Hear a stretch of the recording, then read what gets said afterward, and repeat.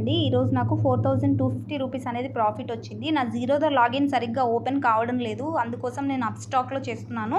First నేను Upstox open చేసుకొనున్నాను. So, నేను ఇది ఈ అకౌంట్‌లో చేశాను ట్రేడ్ అనేది ఈరోజు.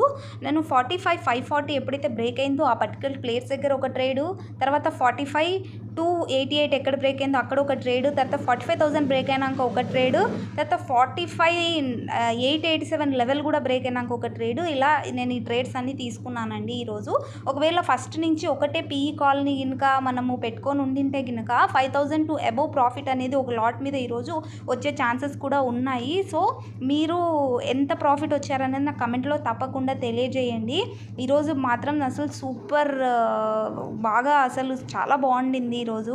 అసలు చూడండి ఎక్కడ కూడా అప్‌వర్డ్ వెళ్ళిన మూమెంటే లేదు. బులిష్ మోడ్ అనేది లైట్‌గా ఉండింది. మళ్ళీ రివర్స్ అయిపోయింది. ఎందుకనేది నాకు కూడా తెలీదు. కానీ ప్రాఫిట్ మాత్రం ఈరోజు నాకు 4,000 రూపీస్ వచ్చింది. మీకెంత వచ్చిందో కమెంట్స్‌లో